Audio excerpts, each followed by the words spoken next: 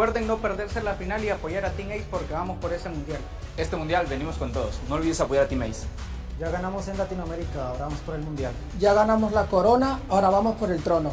Vamos, Team Ace. Nosotros no representamos un equipo, nosotros representamos toda Latinoamérica. T5 World Series là của BTS. Russo hãy cẩn thận. BTS vô địch. Chúng tôi đến đây để vô địch. Nếu các bạn theo dõi BTS sẽ không làm các bạn thất vọng. BTS vô địch. Assalamualaikum Survivors, jangan lupa dukung kita EVOS di FFWS 2021. Semoga kita bisa memberikan yang terbaik buat Indonesia. EVOS, roar! Gue yakin menang, masa lu enggak? EVOS, roar! EVOS, roar! EVOS, roar! Passando para dizer que tô com saudade da minha avó e que a gente vai trazer o Mundial pra casa. Grande abraço aí por todo mundo que tá torcendo pela gente, pra minha família, pros nossos fãs. Tamo junto, segue o fluxo. E é isso aí, meu parceiro. Ó, não se esquece de assistir Free Fire World Series porque a gente vai brilhar, família. Tamo junto. Passando para avisar que eu tô com saudade dos nossos fãs, da minha família também. E não se esqueça de assistir a gente lá no Mundial de Free Fire. Queria primeiramente deixar um grande abraço aqui pra minha família, meu pai e minha mãe que tá me assistindo lá em casa, meus irmãos também. E também falar pra todos os meus fãs que vamos estar dando o nosso melhor nesse Mundial pra trazer esse caneco pra nós, pra vocês. E também, rapaziada, ó, esse final de semana vai estar rolando as finais da FFWS. Queria dizer que eu tô com saudade da minha família e principalmente da comida. Tá muita pimenta aqui. E é isso, não se esqueça de assistir a final do Mundial. E é isso, segue fluxo. Pasukan Geek Fam akan menjadi juara dan jangan lupa saksikan kami di Fire Series nanti. Dan jangan lupa untuk menyokong kami sepenuhnya. Nantikan kami di final Free Fire World Series nanti. May the best team win. Jangan lupa saksikan kami bermain di Fire World Series final. Tim kami akan buat lebih baik untuk menjuarai turnamen ini. InsyaAllah kita akan buat yang terbaik dan jangan lupa support kita guys. Pasukan Geek Fam pasti akan juara. Doakan kami guys. 跳伞之后小心屁股。决战圈见。冠军我们的，国外 MVP 照样拿。สู้ Yahoo! ผมโหดครับ ขอบคุณครับ Thailand อาฮินกฟินิฟอร์ดจุ๊กรูก็มาดิครับน้องๆอยากโดนแบบ11อ่ะ Тоже коротко и ясно. Увидел два барта в моих руках, советую бежать. Если вдруг вы оказались на нашей локации, то советую скорее убираться оттуда, иначе вы окажетесь в лобби. Я не знаю, что говорить. Я не вижу конкурентов. Опасайтесь нас, мы уже у вас за спиной. Нам не важно, кто стоит против нас. Мы пришли сюда только побеждать. Silence переводится как тишина, но несмотря на наше название, победа будет очень громкой. جينا كأس العالم باش نرجعوا بكأس العالم. إلى كل أساطير سيرفر مينا لا تنسوا دعمكم وتشجيعنا في نهائيات كأس العالم. نحتاج دعمكم يا اساطير سيرفرمانا في النهائي بطولة العالم. ما فما حتى شيء اخر في بي سبورت مرحين بكاس العالم. وما تنسوش تدعمونا ان شاء الله يوم النهائي. تأهلنا لكأس العالم وجينا نفوز كأس العالم. Jangan lupa saksikan Grand Final FFWS 2021 Singapura. Buat seluruh rakyat Indonesia, tetap terus dukung Indonesia dengan hashtag FFIndo bersatu. Siapkan mental kalian. Fighting, Gasken. Hardcore Esport, Booyah, Hardcore Esport, chiến thắng, Hardcore Esport, quyết tâm, Hardcore Esport, vô địch, SQ Esport. MVP. Fala galera, eu vim aqui agradecer a torcida de todos vocês nesse play-in. Conseguimos passar aí, mano. E dia 30 vai ter a final do Mundial. E tô convidando todos vocês pra estar assistindo aí e torcer por nós, galera. Tamo junto, é nóis. Hashtag Golaud. Minha tropa, muito obrigado pelo apoio que teve hoje no play-in, mano. Queria convidar vocês também pra continuar apoiando a gente no dia 30, na final do Mundial. E é isso, quando a precisa de vocês lá. E é isso, Golaud. Então fala aí, minha tropa, muito obrigado a todo mundo que assistiu, todo mundo que tá com a gente, mano. Vocês são incríveis, não me canso de falar que eu amo cada um de vocês. E não para, a final ainda tá aí. Vem com a gente, continua conosco, hashtag Golaud sempre. Vamos assistir a LBFF, vamos assistir essa FFWS. E bora que bora pra final, minha tropa. Tamo junto e é nóis. Fala galera, aproveitando aqui essa oportunidade para agradecer vocês pela torcida de hoje. Foi um dia incrível onde a gente passou em segundo no play-in, a gente gostaria de ter passado em primeiro, mas é muito bom para poder aprender esses erros que são detalhes e que pra final a gente quer melhorar muito. Muito obrigado, galera. E falando em final, eu acho que esse é o momento agora de a torcida apoiar cada vez mais. A gente veio justamente para conseguir o título. A gente conseguiu dar o primeiro passo, que realmente era passar da fase de play-in, mas a final realmente é o nosso maior objetivo. E peço que vocês venham junto com a gente nessa. Golaud!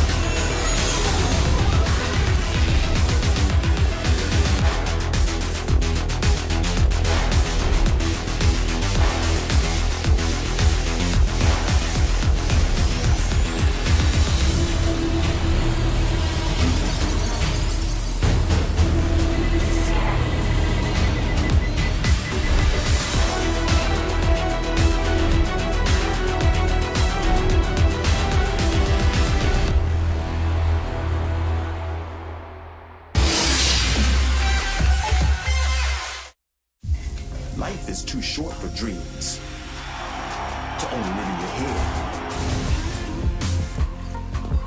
Will you spend your time awake or with your eyes closed? 'Cause writing your name in history can be done in only one way. Committing to your dreams. Making them reality. Are you committed?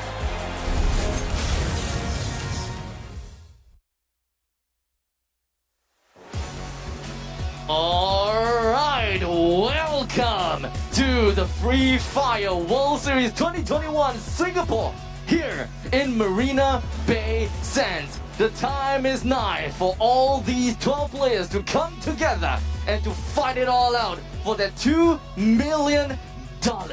And of course, my name is Abstract. With me here is Holler. We'll be bringing you guys through the entirety of today.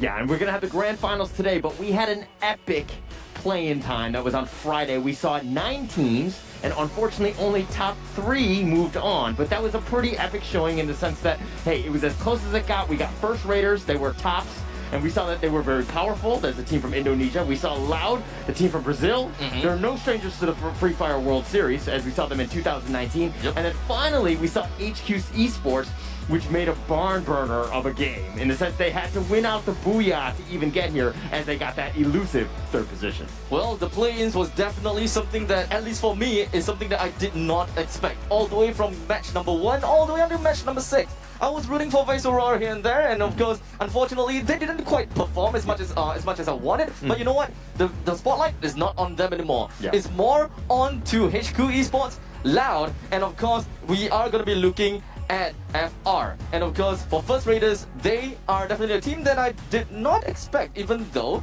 you know, they're from Indonesia, and they went head-to-head against Evolve Divine, which we will talk more about that in a while later.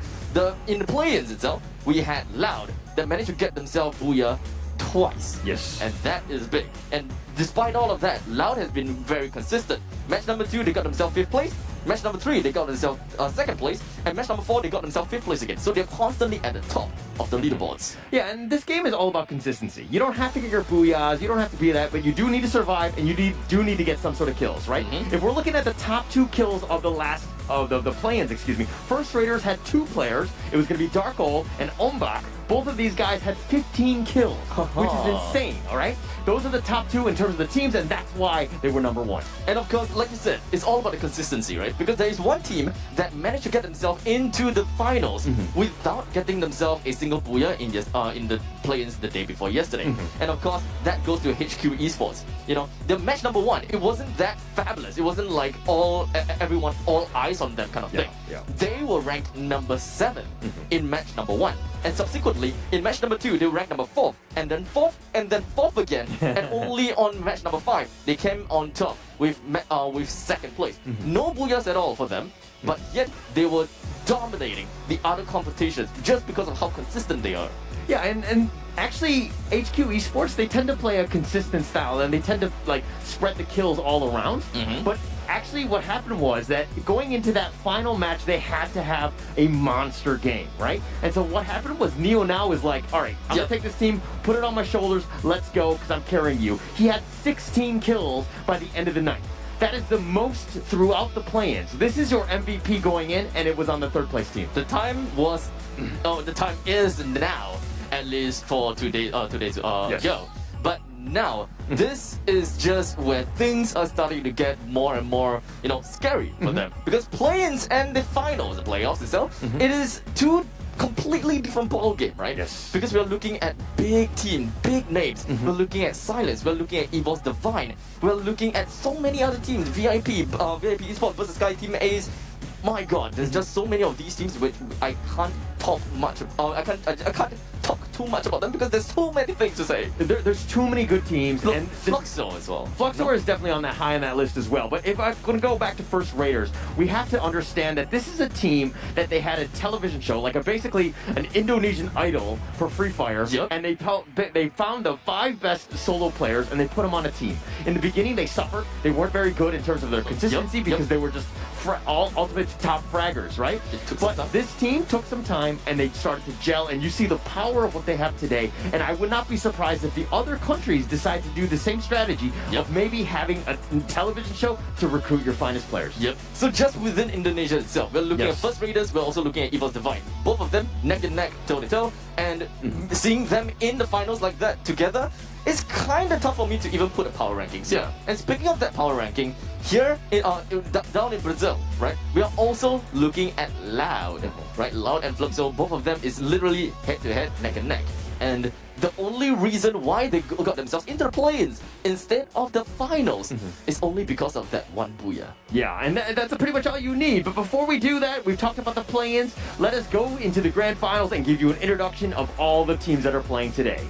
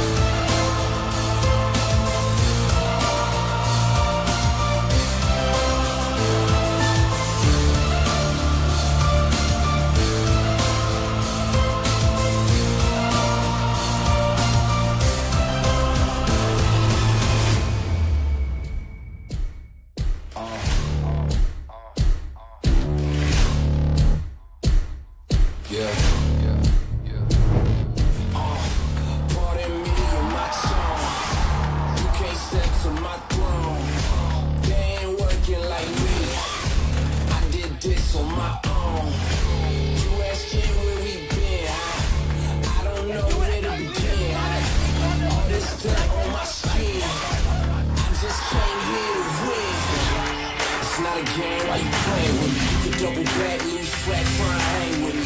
It must be in my veins, something you can't tame, cause I break. Can't control me. I got the power. I got the keys. I break.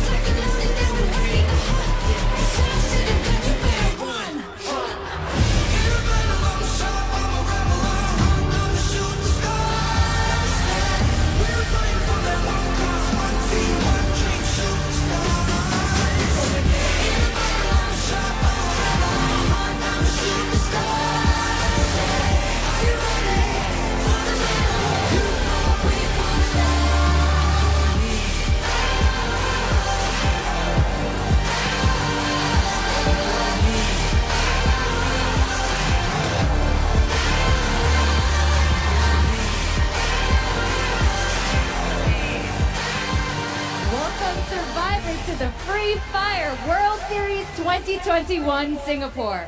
It's been a long 2 years, but we are back.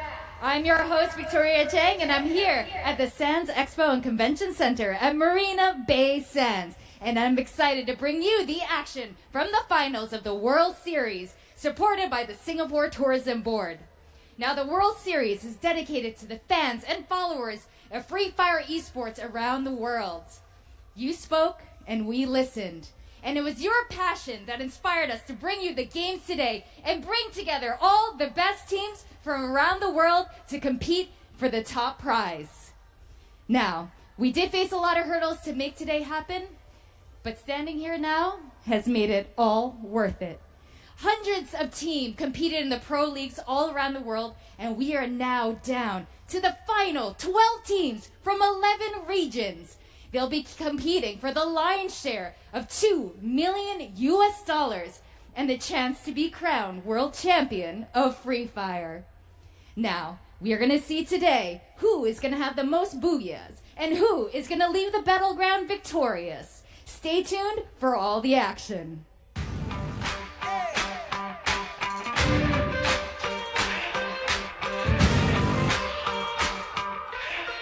Time to level up and pay attention. Only the best can win, and I got a vision. I'm gonna be everything you said. Today is the day where we will only crown one team as the winner, and only one team will go back home with the trophy right at the back. Of course, the Free Fire World Series 2021 Singapore is proudly brought to you by ROG. Thanks to ROG with their phone and their headsets, as they are our official gaming gear of Free Fire World Series 2021. Yeah, and those are both great phones, and we're lucky to have them. All of the players right now are using both of those phones and the headsets right now. So while they're right behind us, they actually can't hear us. Ah, yes, because everything is just so good. The way that they're playing, because for what I know, right, ROG phone is like the best gaming phone there is, and you can pretty much play it at massive amount of hertz. I can't exactly remember exactly what, because it's so much.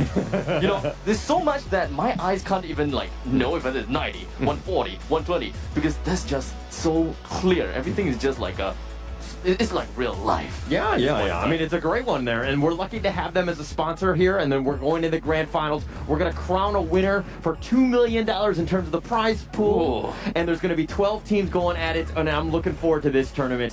What are your thoughts on at least the seeded teams here? Well, we have a lot of promising teams after all. Let us just run through and run down who are the ones that will be playing tonight. Starting off, we are going to be looking at Fluxo, Team Ace, GigFam, Buzz the Sky, Evil's Divine, Silence, Phoenix Force, VIP Esports, Goddess, First Raiders, Loud, and finally, HQ Esports. Yeah, and those bottom three First Raiders, Loud, HQ Esports, they had to earn their way to get in here. They're getting top three of the play-ins, and now they're going to be facing an even bigger task of facing the final seeded teams. And I feel like this is like an end boss, raid boss. It is. Every team is loaded. This is going to be a crazy tournament.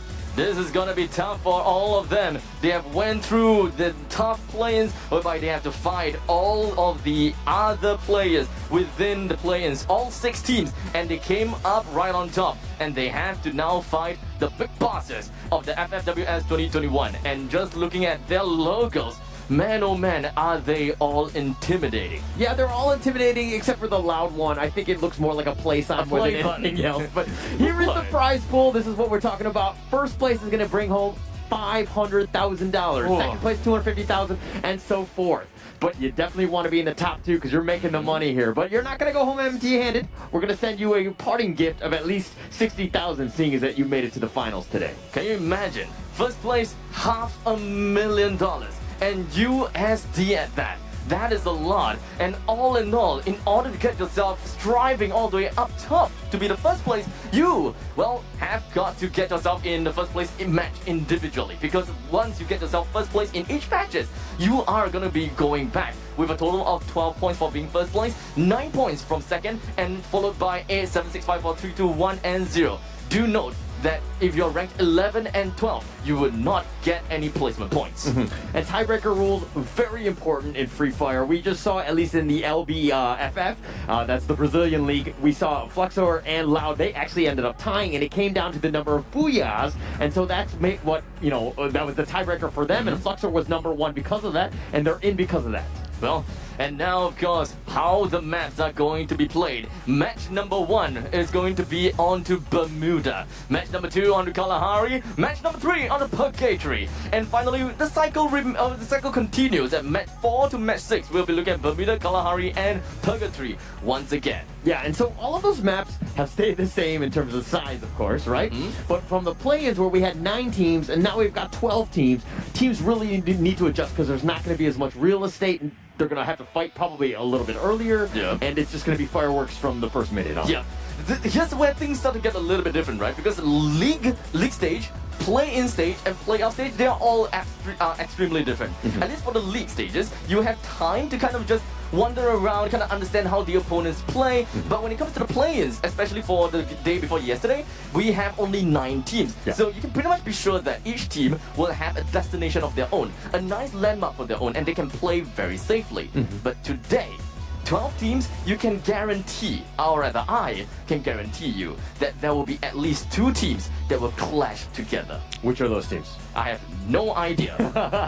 Loud is definitely not going to be one of them. Okay, well, maybe. That said, let's talk about unexpected teams. Like, in terms of at least this grand finals, who was an unexpected team, at least in your perspective? HQ Esports. Okay. That is definitely coming out of absolutely nowhere, because starting from match number 1 is the time where we kind of take a look at all the teams and like, this is promising, this is promising, this is promising. Like DEA, we had our eyes out for DEA, but in the end they just got completely flushed out by HQ Esports despite the 7th place that they got themselves in match number 1, and then they're just really getting themselves to climb every single game at match 2, 3, and 4. 4th place, like they came out from absolutely nowhere. Yeah, and okay. To DEA's credit, okay, let's just do the quick point system, right? First Raiders had 79, they were clear favorites. Loud had 75, those are top 2. Let's put those aside, right? The next 3 were in contention at that last match, right? Which is going to be HQ Esports, DEA, and Singularity. HQ Esports and DEA actually had 58 points apiece. It came down to the tiebreakers, all the kills, and that's why you see HQ Esports and DEA going home. HQ Esports, well, they have been marking every single one of the opponents in the last match, match number 6. They killed people. They went all around. They went downtown, man. And that is the reason why they are out there, prepared and ready to rock and roll. Okay, well, let's talk about tournament winner. What is your, in terms of prediction, right? Obviously, we don't know who's going to win. We don't know, yes. But who do you like going in? Well, I'm just going to say this. Russia teams are strong. Okay. And of course, the Russia team that I'm talking about here is going to be Silence. Silence, they're strong. And they even have 2 players from Spire. And of course, that is Zamaro is definitely one of them. And Pokutel is also going to be one of them. Unfortunately, I think that Pokutel is a sub. So maybe we might be able to see something a little bit different. Okay. All right, but let's quickly go into the team intro.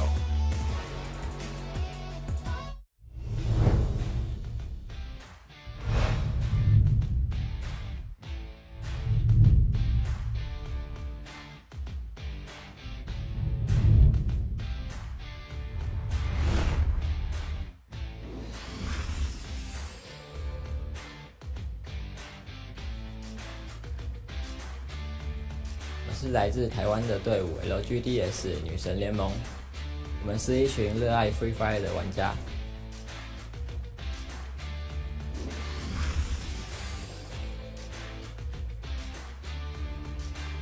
Chào tất cả mọi người, chúng mình là BTS, chúng mình đến từ Việt Nam và chúng mình đến đây để tham gia giải đấu lớn nhất của Free Fire. Tìm hiểu rất là kỹ và mình đã hiểu được cái lối bắn của họ và mùa giải này mình hy vọng sẽ khắc phục được lối bắn đó.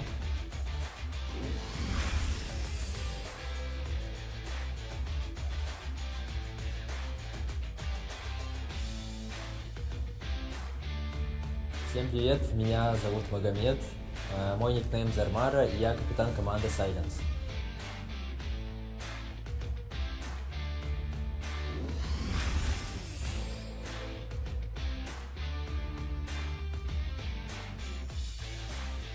Gue mau ceritain tim EVOS eSport ke Singapura ini punya semangat tinggi untuk menjuarai Free Fire World Series 2021.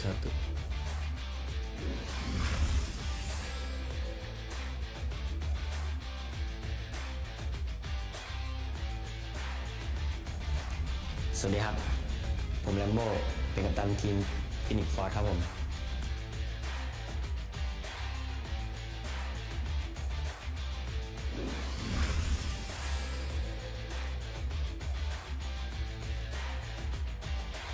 Hai, saya Aziz, wakil untuk pasukan Geek Fam. Kami menjuarai MCP Season 1 dan layak untuk mewakili Malaysia dalam Free Fire World Series Final.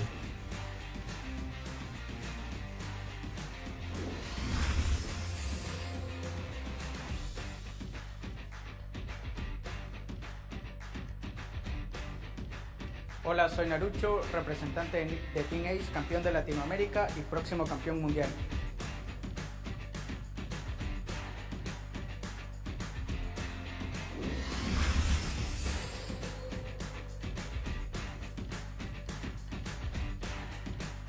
Eram pessoas que me assistiam, meus fãs e tudo mais, e hoje tá brilhando junto comigo. Quem sabe você aí também não segue o fluxo. Tamo junto.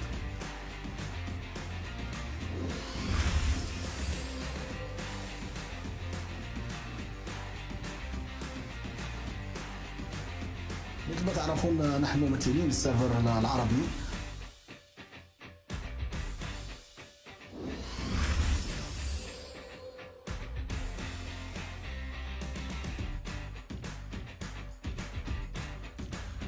Bom, o que eu tenho a dizer sobre a Loud é que todos nós formamos uma família muito boa.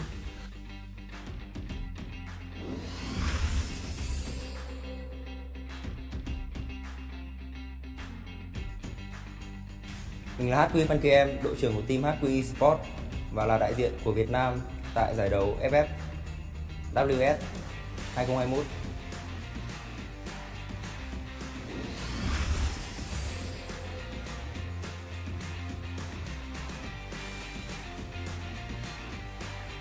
Halo, namaku Ever Darkol. Aku kapten dari tim First Raider, perwakilan dari Indonesia.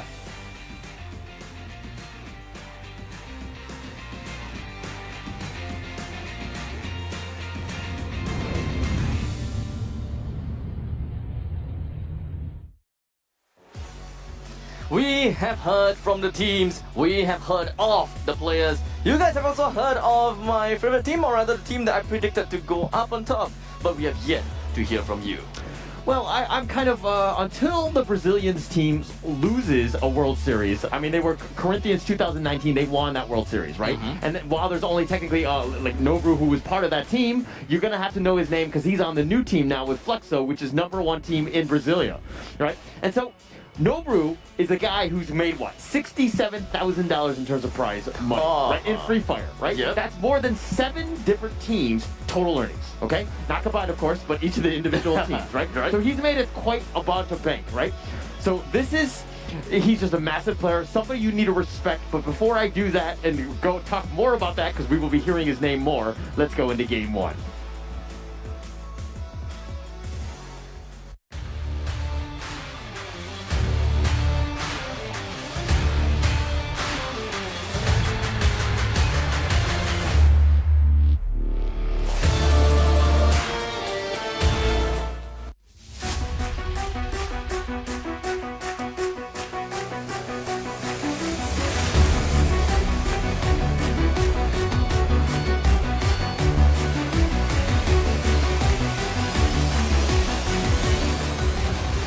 Alright, ladies and gentlemen, we are in, of course. This is going to one in Bermuda, the Free Fire World Series Singapore 2021. Looking at the flame pop and looking at everything else, it does seem like we do have a lot of players. It's just going to be jumping right in the center of Bermuda, and this is going to be pretty darn scary as First Raiders jumped right on top of Geek Fam right in the Bimasari strip. Yeah, it's a good start for them. I mean, we're going to see Loud in their traditional spot in the northwest spot. It seems like every single time they're going to do this. But as I say that, it looks like Geek Fam and First Raiders, they're going at it already. And of course, it does seem like the Samurai Sword has made its way into the guts of Geek Fam's Zack. With one of their members down, this is going to be left with Hazik, Appease, and Shoyu to make their way right out of the Bimasati Strip. Our first raiders that came all the way in from the plains, they got themselves the first blood, and of course that is eliminating one of their core rivals, Geek Fam from Malaysia. Oh, that's a massive one, especially in the first minute of the game. This is like going into a fight and you losing like your left arm kind of thing. Now you're kind of have to deal with what you can do. 3 people, not a great situation. So this pretty much means for Geek Fam that they need to play super defensive. Make sure they don't take any unnecessary fights because they need to survive. Maybe they can look to third party at a later time. I don't think that most of them have too much weapons on them. They shouldn't have too much weapons, ammo, or any kinds of utility. So they have to watch out. Whatever that they're doing, they need to run far, far away. Especially since Darkhold, he is on a hunt. Right around on the electrical tower, Darkhold runs right into the face of Appease, drops down the time turner. He also drops down the glue wall. I'm not too sure if whether Appease can even hold this ground for long. But one thing's for sure is that Darkhold, he understands that he's in a precarious positioning and he would want to get himself into the car and run away. In the meantime, Hazik finds himself in the middle of the action. He tries to get a shot down on the opponent, but unfortunately, he's just going to be receiving quite a bit amount of damage. But unfortunately for Sooth as well as Darkhold, both of them being knocked down. It is going to be a face-to-face battle. Umbak as well as Joker. How is things supposed to be working out for now? Appease all alone as Hazik and Shoyu is also knocked down. 1v2 though, and Geek Fam has been eliminated right off the bat before the first circle has even emerged. This is the biggest difference between the play-ins and the grand finals. Play-ins, you only had 9 teams. It was very spread out. You definitely have some room to maneuver around. In this one, with 12 teams, there's really no room to move. It's either you have to run away, you try to pick up a utility elsewhere, but then you're conceding ground. Geek Fam was at a huge disadvantage to start off, and then the entire team was wiped out. All eyes in the southern side of the island, here in Sentosa. VIP Esports is slowly making their way past the bridge and into Sentosa itself. Sentosa is not uninhabited.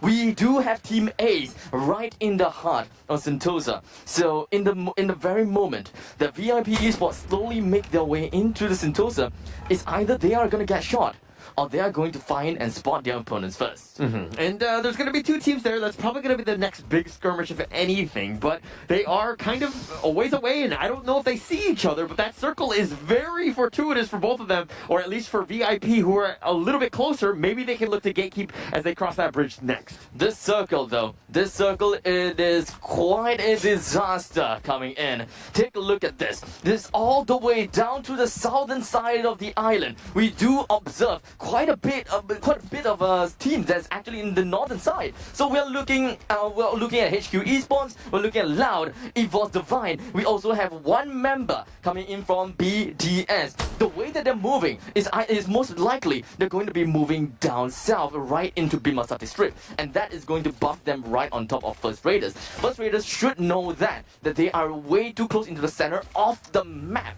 So the thing that they should do is get themselves a little bit closer to the center of the circle. Yeah, and they got to do that. But if you're looking at 3 teams, they're being very greedy, right? I mean, it's the first circle. You don't need to panic too much, but they are a ways away. Silence is way up in the north. Loud is up next, and Evo's kind of a little bit closer. It's going to be very difficult for them to try to make their way to the circle, especially since First Raiders are kind of in that top area, and they can look to maybe do a little pincer maneuver later.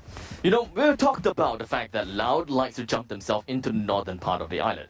It doesn't seem like they have changed that up at all. They went to the top side, and it does seem like we do have Evos as well as HQ Esports. They are we've got Silence that's very close to Loud. So the longer Loud stays in there, it's very likely that they are gonna get third party. It's either they come in contact with Evos first, or they come in contact with Silence first. It seems like it is going to be the latter, as we are starting to see Skyrix, Vashni, Zmaro, as well as DD getting themselves closer and closer over to the side of Loud as they, bump themselves from buildings to buildings. Right, and Skyrox and DD, both of them just ziplined in very close, and they're gonna know that all of the loot has been gone. Loud has already like looted everything, and they're making their way around, but they're gonna be completely surrounded right now, and Silence are in position. Loud are sticking together. If anything, they're getting some shots here, and Joanna with a nice knock on them. And just like that, it does seem like we are going to be looking at quite a big fight incoming soon. We might be looking at 3 teams or even 4 teams coming in together at this moment in time. We do have First Raiders. They're still holding themselves up right inside of the big building, and this doesn't seem like things are going to be looking well for them. While Silence, they do have a little bit of eyes on to Loud, as Loud Kaon gets himself one onto Sam, and this is not the fight that I was expecting. I was expecting that Loud is the one that's going down instead of Evolve Divine. How is things going to unfold as we look at Kaon slowly jumping down the building? Yeah, Will got picked off from Loud. Sammy got picked off from Evos as well. So I mean, they're not coming home unscathed. They did get some damage there, but I mean, this is a pretty big skirmish in the south right now. And you know, Phoenix are there, Phoenix Fire, HQ Esports, First Raiders, all within the vicinity. Not to mention LGDS and BTS right now are looking to zipline right into Phoenix Fire. And just like that, even though we do have the time turner being popped right up, we've got another time turner coming from corners as he jumps himself, launches himself away. Skyrix gets himself the elimination right down on Noda. This is looking to be bad as Kronos is going to be the last man remaining. We saw him catapulting himself right into the air, so at least he will be okay. Nestled down in the southern part of Catalystowa. No one will find him. The only thing that he gotta do now is to play safe, play things slow. Don't engage with the opponents, go for the placements. Yeah, and Loud here, completely different from the play-ins, understanding that with more pressure, more aggressive, I mean, there's just more teams, right? So they're gonna jump on you. Last time in the play-ins, they had all day. You didn't really see these guys until like 10 minutes into the game. This time, they're getting picked off, and Kronos right now, last survivor, he just wants to save for points. And for now, VIP Esports all the way in the bottom side. Down south, we are looking at them still coming in close with Team Ace. I'm surprised these two have not come into, well, any deep action just yet. I think that either one of them decided to play things slow. They definitely saw the opponents, but they do not want to get themselves into any action. They just want to hold their ground, see how things are going to be like, and then slowly make their way into the center of the circle, because they don't really need to force this fight unless they are 100% certain or they are 100% confirmed that they have a better position. And at this point of time, VIP Esports, they definitely have got a better position as compared to Team Ace as they take the fight from the high ground. Grenades being tossed over and over, lobbed it all in. Ninja received a bulk of a damage as his HP is down to a critical amount of health. Tariq takes one for the team. He also got himself a single kill. While it is just a simple knockdown, it is not an elimination for now. Massive amount of glue walls being propped right onto this side of the red as we've got Ninja being in front of the enemy's line. He's literally in everyone's crosshairs as Tariq is still holding himself right behind this tree. He finds himself another one on Naruto. He gets one for himself, and that is going to be 2v2, or rather, we've got Shadow all alone right now. 1v1. He's got to do something about this ASAP, but it doesn't seem like things are looking good at all. He runs himself right in between, was hoping that he'll be able to do something against Team Ace, to do something against the last member remaining, but VIP Esports, he found himself dumbfounded, flabbergasted, as all of the team members from Team Ace has already been resurrected.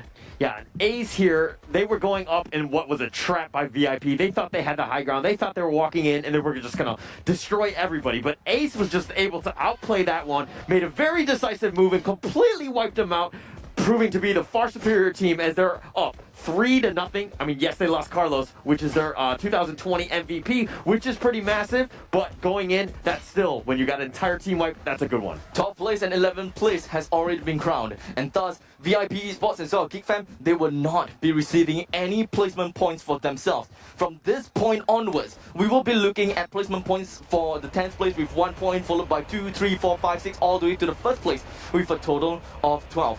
Which team is going to be the one that holds out the longest? Will Loud be able to get themselves to the podium finish despite only having one member left. Yeah, look where he is. He's on the entire western side of the map right now. He's completely by himself.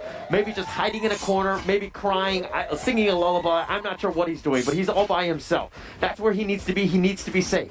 But if we're looking more towards the middle, man, this is where the circle is, and things are going to start happening as the next circle starts to close in on everybody. Too many things going on here within our factory. Let's summarize things for a little bit. We do have First Raiders down south of factory. We do have Phoenix Force up north, a little bit towards the western side, if I may. They are just right around the outskirts of factory, inside of factory, and I would like to believe that they are holding up onto the second floor as well as the rooftop. It is going to be burst the sky. So, you know, BTS, they're holding in well. I believe that they're probably going to have their BTS concert inside of this factory sometime soon. But we also are going to be looking at silence, where they maybe would want to silence this, well, this performance. Yeah, right now you need to just fortify, bunker down.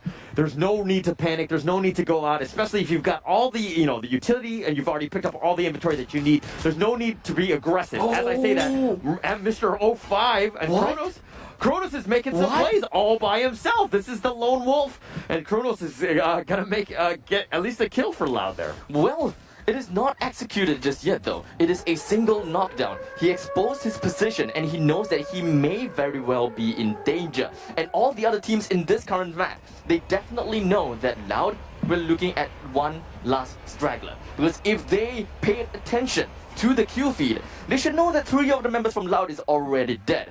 And Kronos, being the last man remaining, I'm surprised that HQ Esports did not just rush into the face of Loud, or maybe, well, they have great discipline. Yeah, but look at the next danger zone, right dead smack in the middle, and that's where how many teams? 1, 2, 3, 4, 5, 6 potential teams that are in that red zone. They do need to be careful. It goes away now, but this is a smaller circle. It's going to make it extremely tight, considering there's, 10 teams still left alive. Look, we have factory inside of this circle. We can ensure a lot of vertical chaos right in this small little building. We can understand that probably a lot of people would be inside of factory, or they would just avoid it like a plague. Whoever's smart enough, and I think that is going to be Loud, because he's pretty much inside of Clock Tower. He will make full use of the containers that is just right outside of Clock Tower, somewhere in the southeastern side, and just hold it in there. But that could also be a very vulnerable spot, because anyone from the southern side, they can still kind of wrap around, play around the extremities, and get themselves to Clock Tower if, well, they're smart enough. And LGDS, or aka Goddess, they're just kind of sticking around, bunkering down. Everybody's taking a certain part of the factory. Right now, it's just with different little pieces. You're getting some sort of shots in. Evos and MR5, Godkill are exchanging firefight right now, but nobody's really hitting their shots considering it's just so far away. It does seem like some shots is going to be happening inside of factory. The time turner being popped up by Java, as well as a couple of glue walls coming in from First Raiders. They're just trying to lob in the grenade. They're trying to find something on the side of Fluxo. Would they be able to get it out though? But it does seem like it's just going to be an instant jump in, coming in from the opponent's side. Darko is holding his own, but unfortunately I don't think that he will be able to hold it out all by himself though. Jumper coming from the back. It doesn't seem like FR, they are going to go down without a fight just yet. Joker comes in the nick of time. They will be able to successfully resurrect the 2 other remaining characters just because of this one player. Fluxo, Japa, he's dead. Got killed, the last member remaining here within factory. This is definitely not the answer that you're looking for, especially since Horror, well, he's cheering for Fluxo. Yeah, and that was just a really bad engagement. They were sticking together. They thought they could go together, and, they were just outclassed on that one. Sometimes you get unlucky. You're not able to hit your shots, and that's what's going to happen here. But Godkill, he's getting a knock on Tika right there. That was a pretty nice shot, but he's kind of by himself. He does need to be careful because he doesn't want to expose himself. More of the circle is going to be, shown, is going to be at the northwestern side of the factory. Everyone is just going to be scurrying themselves in. But understandably, from how Free Fire works and how most of the players work, they'll always wait for the last remaining member, or rather last remaining time, to jump right in. In the meantime, Fluxo, they are out. Yeah, that's a pretty massive one. They were tournament favorites. They were my favorite, losing out and getting, I think we're going to see like 1 point or 2 points. I'm not entirely sure on that one. But, nonetheless, they're in not a great spot there. But look at the rest of them. Loud is hanging on a thread. HQ Esports has Tyson. He's the only one left. Evo says 3. A says 3 as well. And it's going to get super tight as we get into the next circle. This, ladies and gentlemen, This is what I'm talking about when it is the vertical chaos that is about to happen. For now, First Raiders, total of 8 kills, HQ Esports eliminated by Street. EVOS, they are heading somewhere. It does seem like they're going to play around the verticality, just going to be playing by the extremities, just by a little bit. As the Cruise, he does have a grenade launcher, by the way. He manages to bring Bruce down, coming in from Goddard. Make that 2! 2 of them has been eliminated, 1 of them knocked down. We're gonna be looking at one last member, and it is going to be ETA. What exactly must he do to hold himself up? But in the meantime, what we're talking about Goddard's last member, Loud's last member, is still alive though. Yeah, Skyrix here. He's got 2 kills already. He is the lesser-known cousin of Skillrex right there, and he's got 2 kills. He's leading his team. They've got 3 right now, and they're getting some firefight action here as they're trading shots with Gaddis here. And it's for now. This is probably going to be the last circle. It is just going to be centered right on top of, well, Phoenix Force. They are just holding it down right in the middle, bunkering down. They do have some crates for themselves, but inside of factory though, this is madness. This is madness. Joker, this is going to be the last member remaining. Darkgold currently HP is all the way down low as he's slowly bleeding to death, and that is going to be 1 member down from FR. And Joanna coming in from the side of Phoenix. They're holding well, man. They're really holding well. Phoenix Force, even though they are in the center, no one is attacking them, or rather they are the one that's just really been putting quite a lot of effort onto the opponent's side. Skyrix takes 1 down. Condat from BTS, he's down. We do have Batney. He's going to be looking at quite a lot of the opponents. A lot of the blue wall just going to be deployed as well, as he hops himself right on top of the boxes, trying to get himself in the next circle, because this is the point of time where this is circle number 5. Yeah, this is going to be a massive one. Everybody's starting to engage right now. Phoenix Fire, Kronos is actually doing a flanking action from the north. There's just firefights all around, and the Cruise is just tearing it up right now. Loud has been eliminated. Oh! And Vasney, he's currently being knocked down, coming in from Phoenix Force. We have 4 we still only have 3 teams left. Silence, Team Ace, and Phoenix Force. They are just holding themselves in. Team Ace is the kill leader. Phoenix Force outside of the play zone. You can pretty much see that Zamaro is dropping it on grenades like a boss. And quarter kill coming in is just making things more and more crazy as Joanna picks himself up with a triple. What is going to be looking at a quadra? Yes, we will! A quadra kill definitely going to be credited over to the side of Joanna. Naruto gets himself 3 total kills as well as everyone else. They are just going to be huddling themselves right in the center of this circle as we do have Team 8. Naruto just going to be getting himself a kill right onto the Silence. The Silence going to go down on the third place with 2 versus 2. This is going to be the last fight coming in as Team 8 is just doing whatever they can. Unfortunately, that's completely shut down. Coming in by Phoenix Force, and Team A get themselves down. Phoenix Force gets themselves with the total booyah.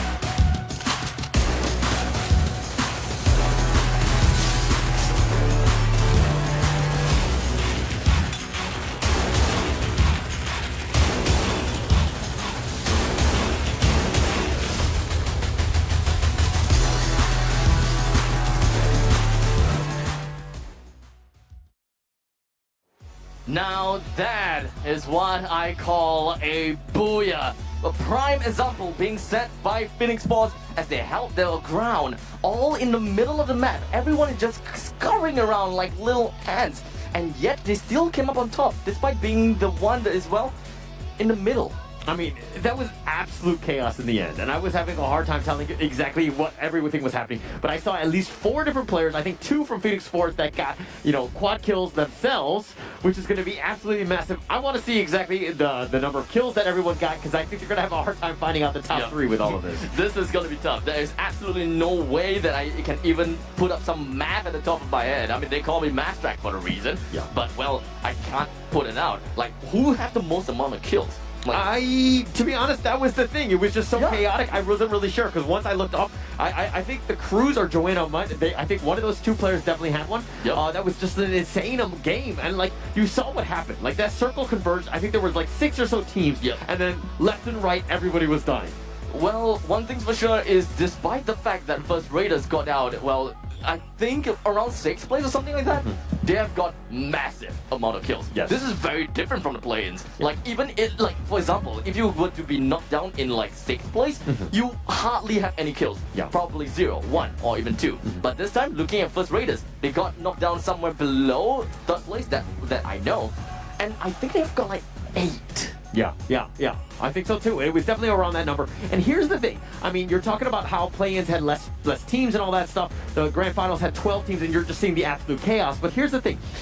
Like, when you saw teams like Fluxo try to go in, be the aggressor, take a team fight 4-on-4, and then the fact that they lost that one, that's absolutely massive, right? You have to ensure that you're hitting your shots, you're making sure that everybody's checking the corners, making sure that you're hitting the right people, and you're focusing down on the right side. Because if you get lost like that and you end up, 11th place, you're going home with 0?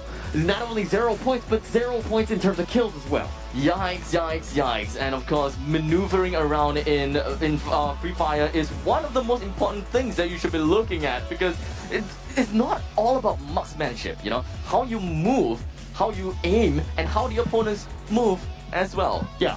No, everything needs to work in tandem, right? Yes. I mean, okay, I like the fact that when Fluxo had the Chrono Shield, and then they decided right when it dropped it, they went in together. But hey, let's look at the match standings here. We're going to see Phoenix Force with that monster game. 11 kills, but the 23, plus the Booyah, obviously, with all that. Team Ace up 2nd with 21 points. First Raiders at 3rd, and tied with Silence. Pretty good showing for both of those teams. And of course, well, First Raiders, despite only getting themselves a rank point of 4, they have gotten themselves with a total of 12 points, because they have 8 kills apparently, not 6. And of course, Silence, they were the ones that ended off with 3rd place. But unfortunately, they don't have enough kill points as compared to First Raiders. It is 12 and 12. And First Raiders and Silence, they are neck and neck. So the game is still pretty close. Yeah, so okay, one of my favorite things was that Kronos from Loud. I gotta give him props. He was the last man standing for the longest period of time, and he got him 8 points, but he's not as good as the Cruz here, who got MVP with 7 kills for Phoenix Force. His name has been popping up like hot pancakes. And not just the Cruz, Joanna is also another member that have got quite a bit of kills to his name. But, well, Joker, he's got 6 kills coming in from First Raiders. Team Ace, Naruto, have got a total of 5 kills. Yeah, and there were definitely other players that had 4 kills. I know there were at least another one from Phoenix Force. I wasn't sure the exact breakdown, and mind you, this is just kills galore. There's just, too many players, 48 players. I mean, it's just absolutely insane. Yeah, I mean, this is kind of what happens when the circle just converges right on top of Factory, right? There's so many grounds to cover, there's so many covers, literally, whereby you can't get caught by the opponents as long as you just look for a 6, someone got a 6, you're good.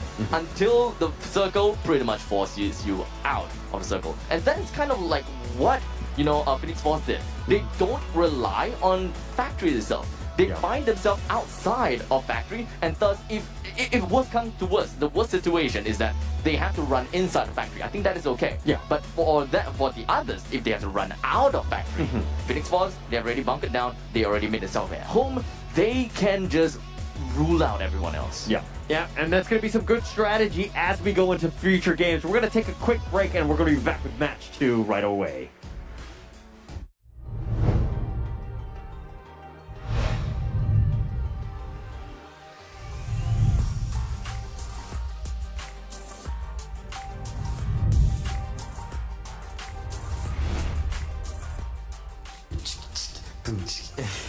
É o fluxo, velho, meu parceiro. Eram pessoas que me assistiam, meus fãs e tudo mais, e hoje tá brilhando junto comigo. Quem sabe você aí também não segue o fluxo. Tamo junto.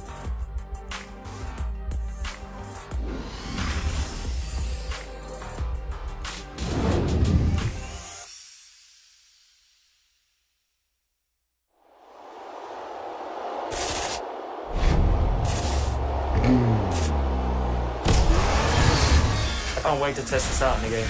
Wow, this is cool. Guys, strap yourselves in for a brand new racing and gaming collaboration. McLaren and Free Fire have teamed up to bring exclusive McLaren skins to the Free Fire game. Stay tuned on how to unlock these in-game.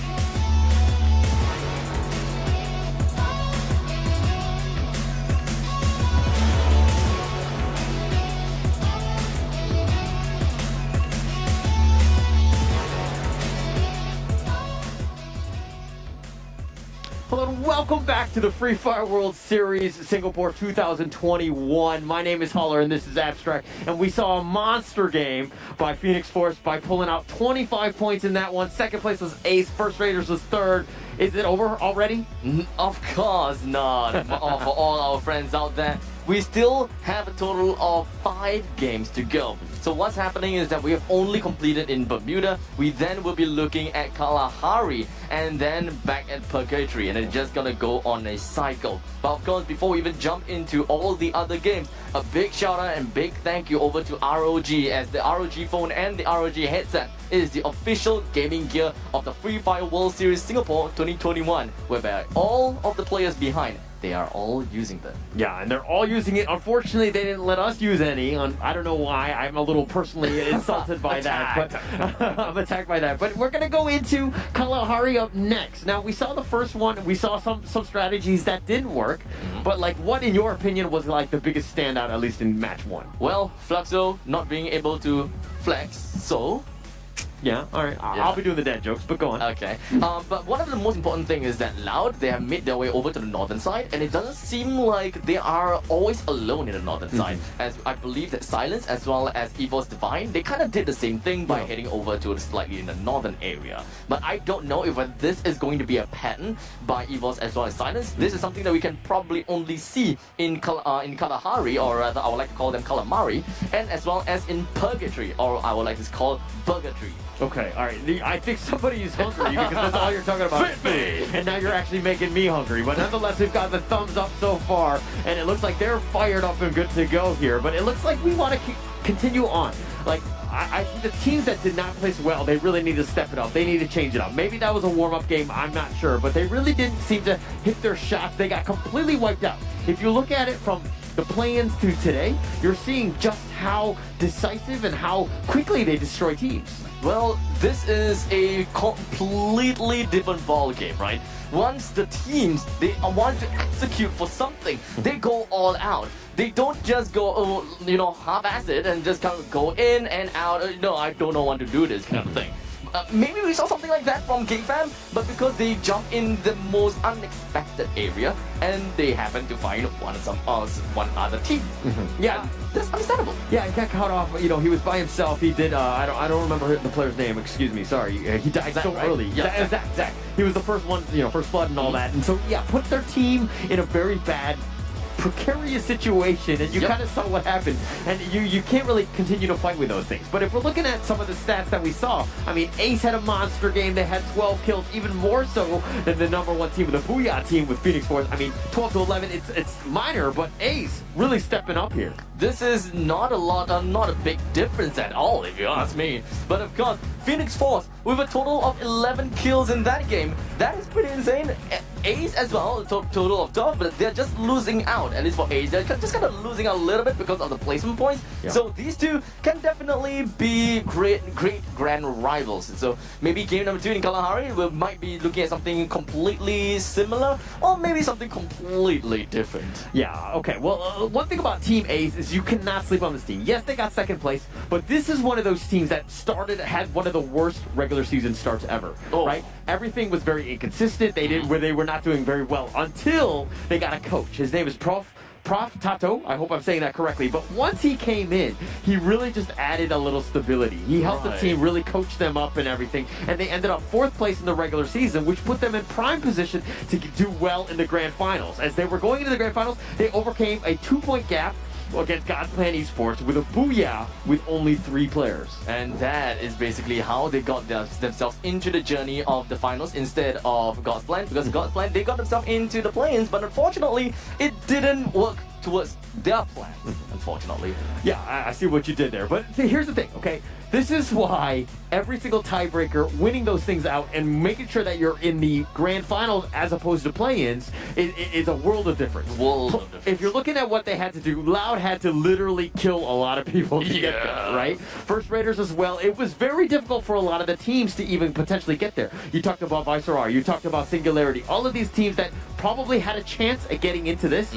But the thing is that when you have to play a whole nother event just to get to the main stage, things can happen. Yeah, there's just so many unorthodox things that may happen. I talked about Viceroy before, but the league as well as the play-ins, the way that you play it is all completely different. You may be able to adjust based on how game number 1 plays like, especially in Bermuda, and then if the next game is going to be Bermuda again, you can immediately change it up. You want to tackle against some other team, like maybe EVOS. They went over to this, went over to Sawmill or went over to the Bullseye. I'm gonna go over there. I'm gonna whack them. This kind of stuff, right? Or maybe the same case for GigFam, right? GigFam, we dropped where we dropped. I do not like where we dropped. I'm gonna change somewhere else. I do not want to find them again. But unfortunately, this is something that they will only do at game number 4. And of course, this is what I want to see. A little bit of changes from these teams. But unfortunately, we will not be looking at too much of changes yet because this is just going to be game number 2 in Kalahari. Let's take a look at how these players going to be playing, where they are going to be landing here in Kalahari game number 2.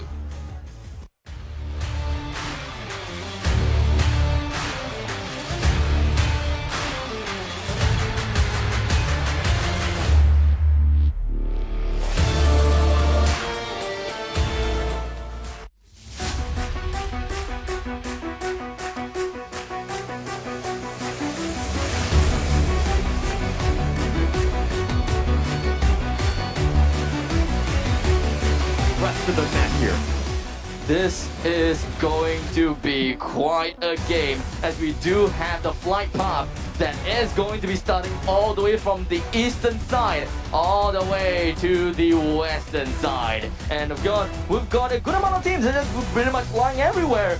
No crazy things going on at all, as every single one of these teams, they are in their fine establishment, or maybe not, as we do have EVOS that jumped right together with Loud. Northern side, baby, what did I say? We do have Loud that did manage to get themselves the first blood right on top of the head of EVOS as MRO5, taking himself 1 onto K1, and this is going to be a 1-for-1 trade between these two teams. Street, he finds himself at the top of this, well, half of a pyramid, and the rest of the members from Loud, they doesn't seem like they would want to, entertain EVOS anymore.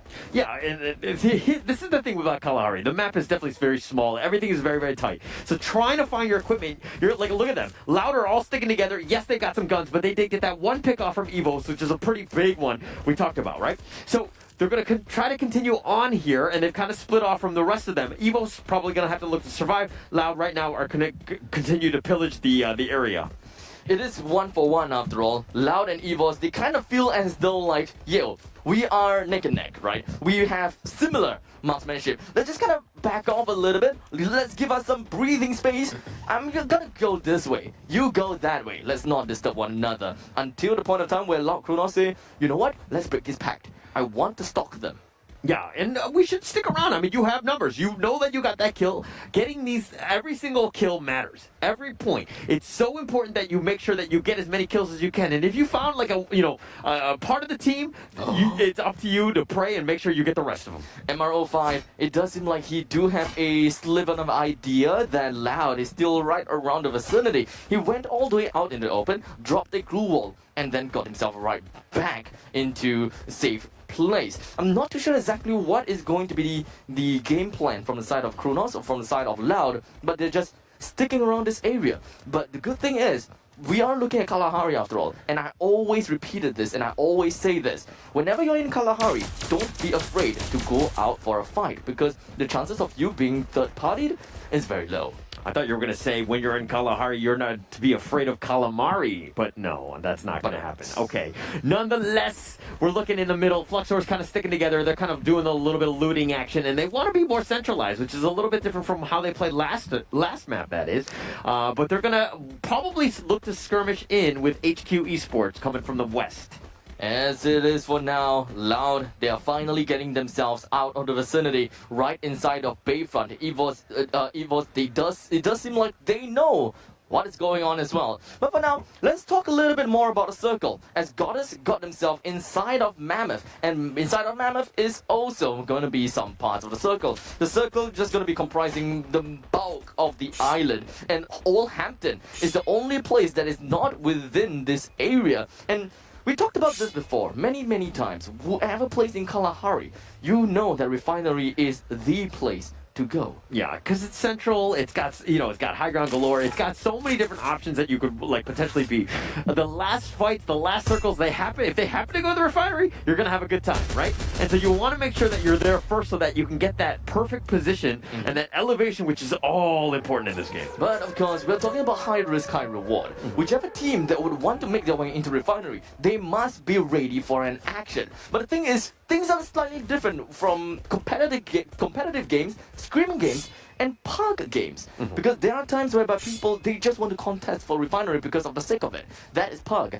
Whereas for screams, you would want to go over there because, well, why not? I want to kill people, I want to try some tactics out, I want to learn about the other teams. Why not?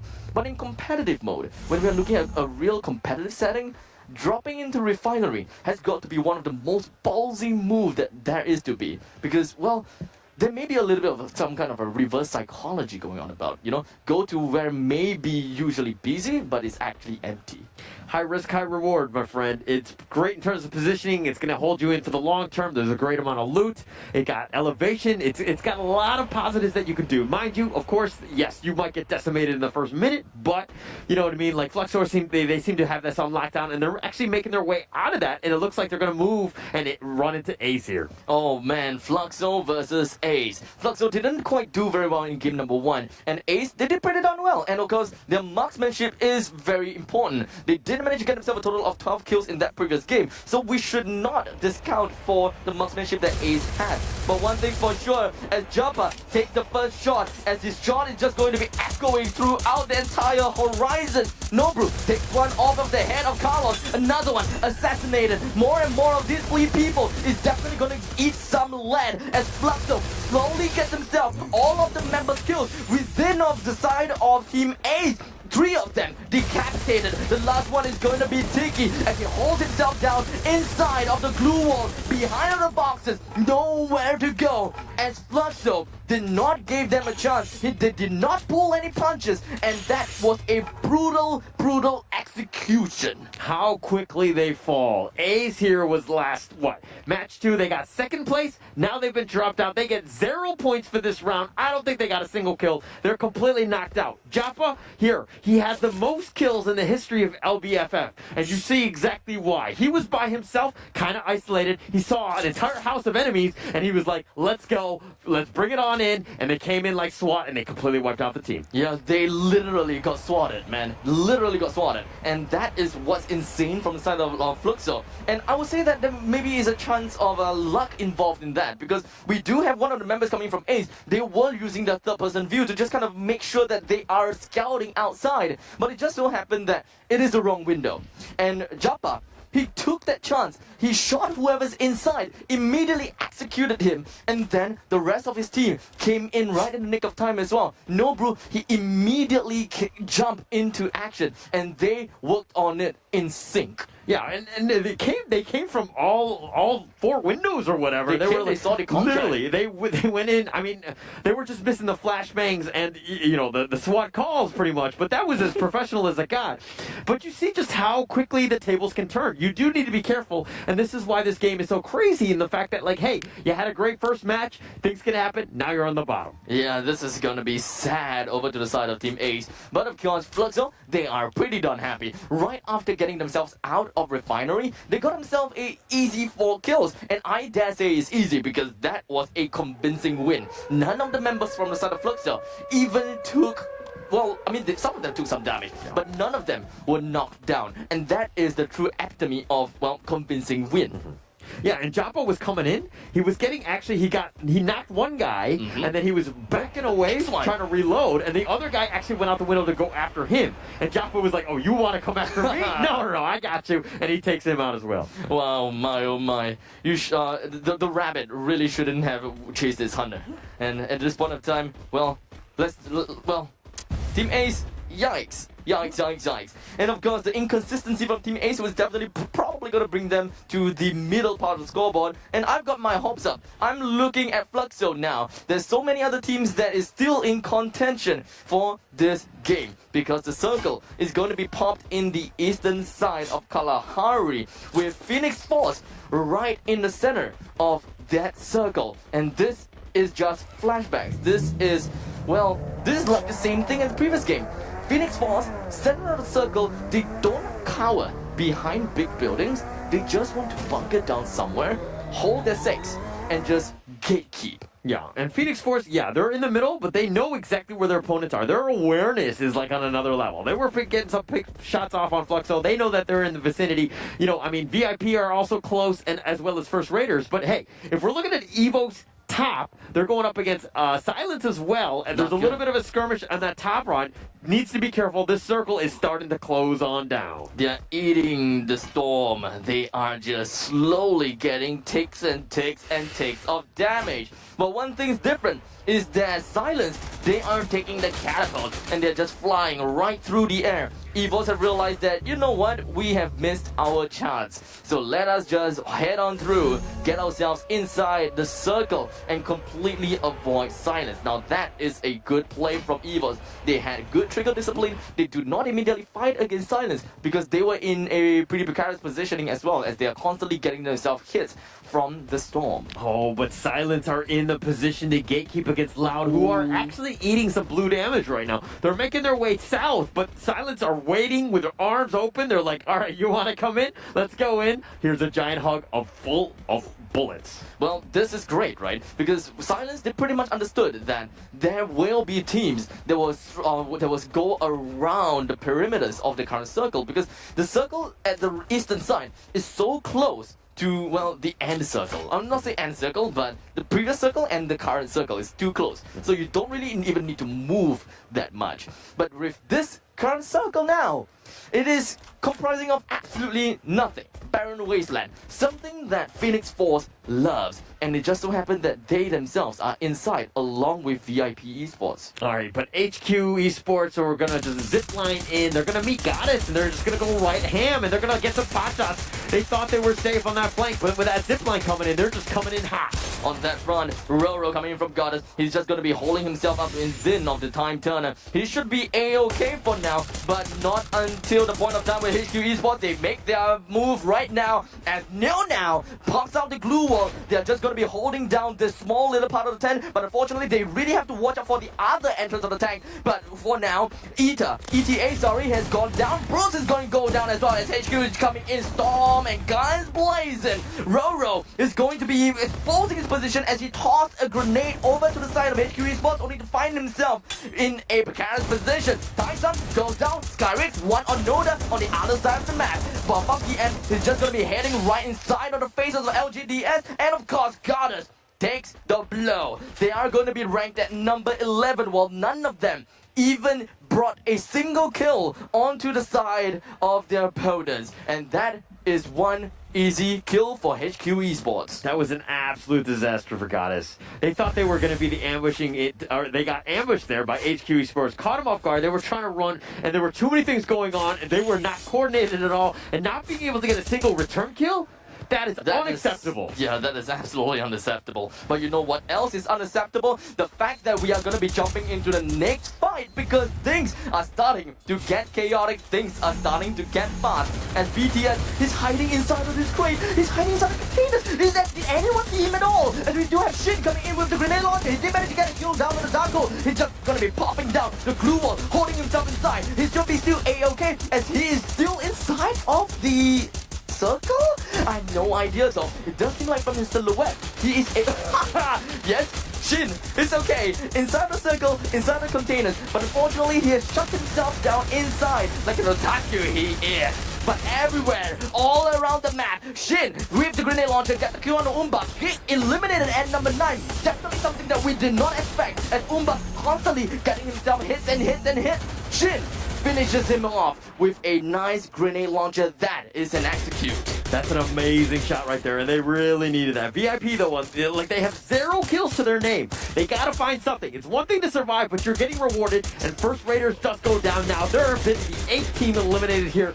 Shadow's getting some shots on, not actually able to connect on anything, not really doing much damage. Precision shots all around the map. We do have Silence. They are all the way in the northern side. They are definitely going to be gatekeeping against EVOS over here. But I don't think that is going to go too far. Take a look at that grenade!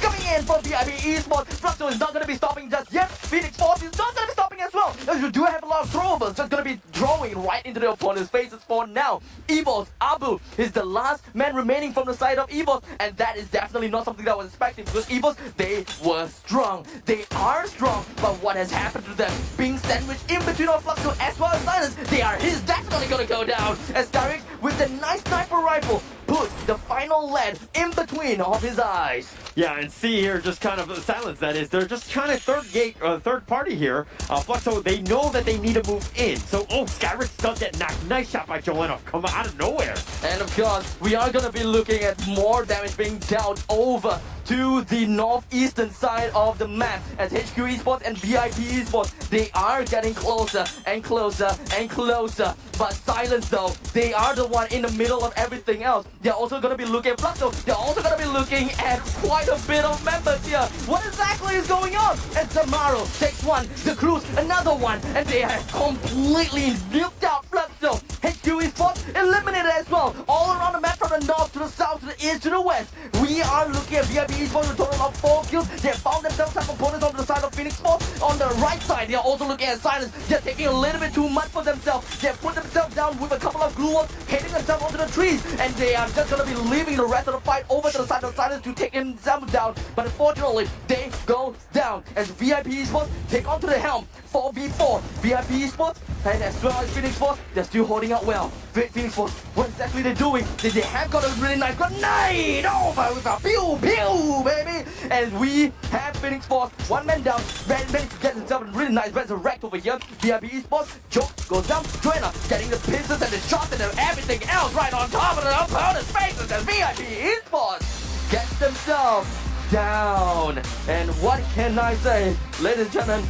We've got the booyah once again for Phoenix Force.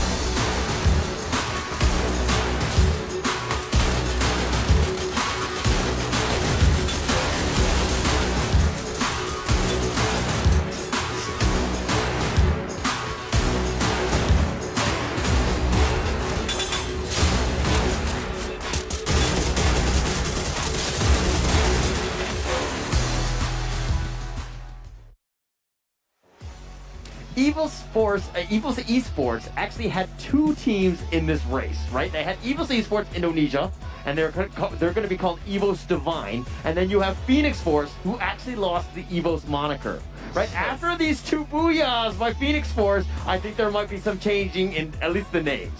Well, at least in the future tournaments, I would like to say, because well, we pretty much know how names and stuff are being thrown around. But one of the names that should always be thrown around from my mouth to other people's mouth is of course the fact that ROG is the one and only. Because their ROG phone and because the ROG headsets is the official gaming gear of Free Fire World Series Singapore 2021, whereby all of the players at the back, they are rocking and decking themselves up with such great gears, and they are not gonna be missing out a single part of the action, not gonna be missing out a single part of the audio cue whenever they hear some sounds from far, far away. Yeah, it must be a great sound to hear for Phoenix Force when you're hearing that booyah, because they were on fire again, getting a decent number of kills. Again, there's just so much action that's going on. A lot of things happened. You know, Ace was in second place. They got knocked out. They got 0 points. That's going to be pretty massive going in. And then but again, we're talking about consistency. If you're consistently getting booyahs, you're doing something well. Well, let's talk about this a little bit more, right? Because we are 2 games in, and back to back, we are looking at Phoenix Force getting themselves with booyahs. And don't forget, I'm pretty confident that the amount of kills that they have gotten is no meager amount as well. A back-to-back booyah from Phoenix Force is definitely a force to be reckoned with. They could not have asked for a better start. How do you get, you 2 booyahs in a row. This is, again, giving me flashbacks of Liga Brasilia, where Corinthians got the first 2 booyahs of that grand finals as well, and they didn't even make it into top 3. Right? Yikes. So those are the kinds of things that happen, right? So moving forward, yes, Phoenix Force, they're in a great position. They're definitely in the driver's seat, but let's look at the game stats right here, and we're going to look and see the top 12 teams that were here in the grand finals. But my gosh, Phoenix Force completely taken away with this. Well, we do have Phoenix Force that have got a total of 23 points for themselves. And as for Silence, we've got a total of 18 points as VIP Esports takes the 3rd place with a total of 13. And in terms of ranking points, VIP Esports, they are the one that held it all the way to 2nd place. But the thing is, Silence, they have got way more kills than VIP Esports. Despite Silence being knocked down in 3rd place, they still got a head right above of VIP Esports. Look at the top 2 teams. Phoenix Force getting 11 kills, that is. Silence is 10, but that's more than double any of the other teams. They are completely on fire. The fact that you're able to get the kills, be as decisive as they were, just completely owning that. Look at the bottom 6 right now, struggling to get any sort of points right now. Well. With Phoenix Force taking themselves in the 1st place throughout Game 1 and Game 2, they have a total of 46 points to their name, while Silence have gotten themselves a total of 30 points to their name. Well, this is one thing that I got correct, I suppose. Silence, they are a force to be reckoned with. But for now, Phoenix Force is the one that we should be keeping our eyes on, because if they don't stay consistent, the Corinthians will be happening to them. Yeah, and I was all about Brazil right now, and they are on the bottom looking up, having a rough time, 9th to 10th place. Yes, they're at least together. So at the end of the day, they're in competition, and so maybe they'll be able to fight in terms of which is going to be the best team going home from Brazil, but this is, they got a long way ahead of them. Well, here we come with Phoenix Force Joanna. He is the MVP for game number 2 with a total of 5 kills. They are really just passing the baton one over to another, right? Phoenix Force, they're just like, okay, this game, I was the kill leader, next round is for you. But, the Cruz, even though he passed the baton over to Joanna, he still did very, very well. With a total of 3 kills to himself, 3rd in the kill leaders, and 2nd is Skyrix from Silence. And Phoenix Force, this is exactly what you want. When you're creating a team, you want to be balanced. Everyone needs to be a killer. Right. You can't have that support player. There's no such thing as support in Free Fire, as much as I hate to say that, because you have to be able to make the kills. If you're doing the damage, if you're getting the kills, make sure you close them out as much as possible, because when the firefights are happening, you don't have time to heal, you don't have time to do anything else, right? So this is the moment where you need to be able to hit your shots, and they're proving Phoenix Force right now to be the best one. They all have to carry their own weight.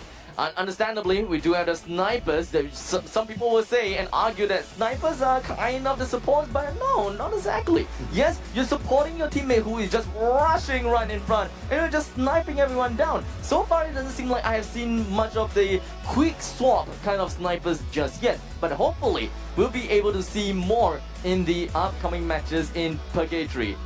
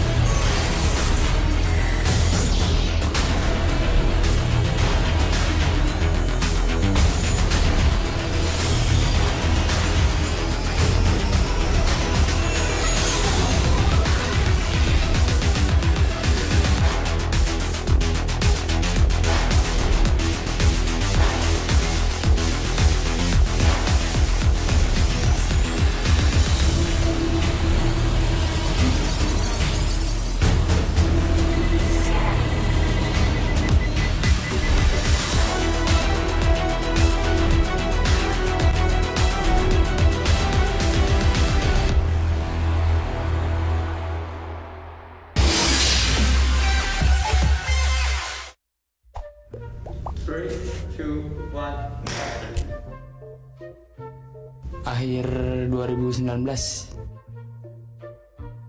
สำคัญที่สุดในชีวิตของผมก็คือตอนนี้เลยก็ต้องเป็นแชมป์โลกให้ได้ครับผมแชมป์เวอร์ซีรีส์ให้ได้ครับ Nếu mà để lựa chọn một màu để diễn tả tâm trạng của mình thì mình sẽ chọn màu đen. Лидерство, направлять свою команду, поддерживать свою команду в трудных ситуациях и там, допустим, на каком-нибудь турнире при поражении не давать своей команде ссориться друг с другом. Hari-hari kita mempersiapkan kayak latihan, terus bercanda bareng buat FFVS. Главный оппонент это, конечно же, бразильцы. Хочется проявить лучшую игру против них.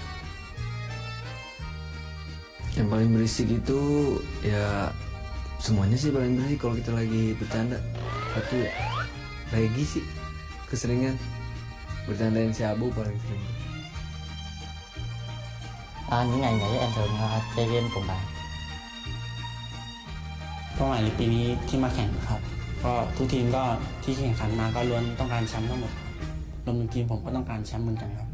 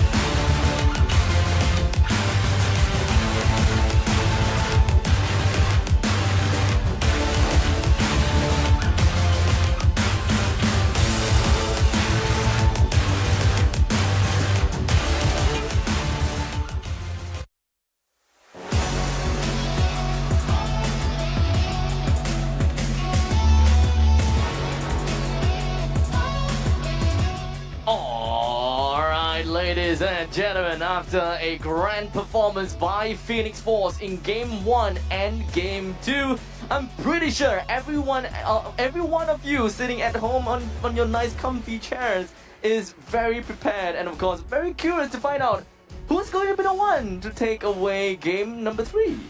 Well, I mean, with Phoenix Force winning 2 already, you kind of have to give it to them a little bit, at least in terms of their advantage and just kind of how they would play. Like, they're definitely in the driver's seat. Like, these guys are very difficult to kind of just knock out right now. I think they're in the groove. The only issue though is that they can't get overconfident.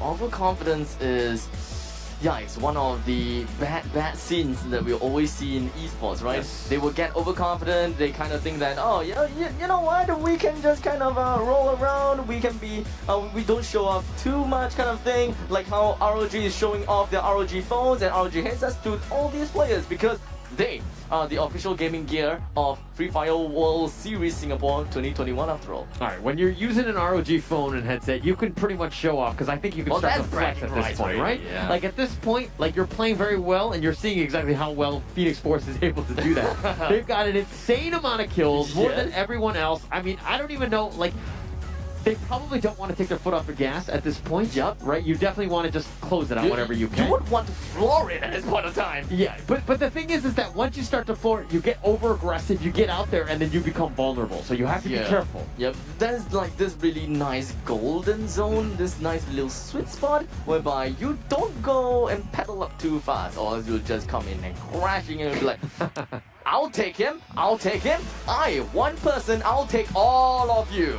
Yeah, okay. Well, I mean, they're doing well, but back to the team that you thought was the highest, at least, the favorite for you. Yep. You talked about Silence. Those guys have what? 30 points? They're 16 points behind, which seems like a lot. It's been only 2 matches.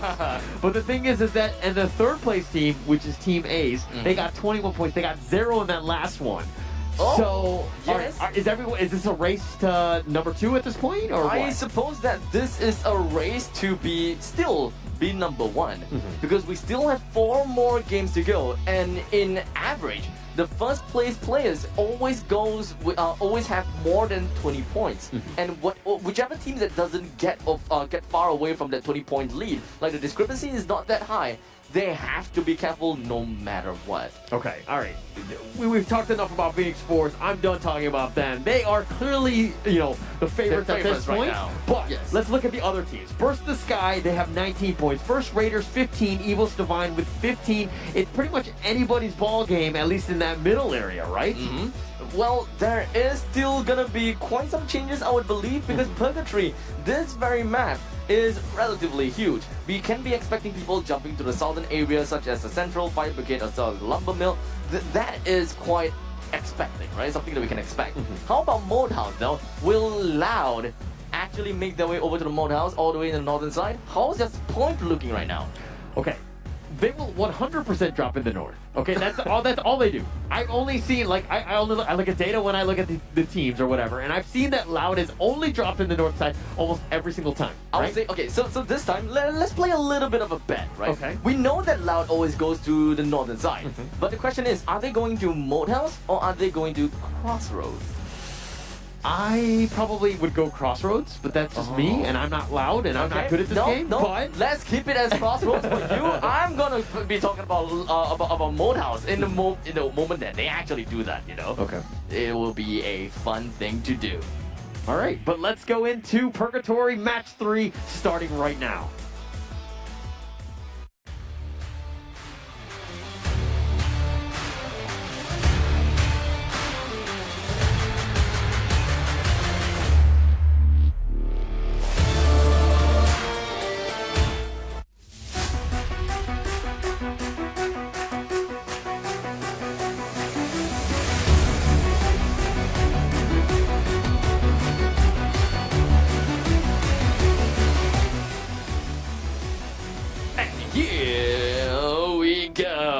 With the flight path starting from the southern portion all the way to the northern portion, it is literally going to be a 6 to a 12 o'clock flight path cutting through Lumber Mill, Field, as well in some sense Mode House. And one thing for sure, I saw a small little glimpse whereby Loud actually still make their way kind of to the Mode House, but for now I want to focus more on to BTS. Their performance is not quite as loud as we want them to be, as Dark has already gone down, eliminated. Condemn is going to be knocked down as well. VIP Esports though, they are still pretty much healthy except for Joe.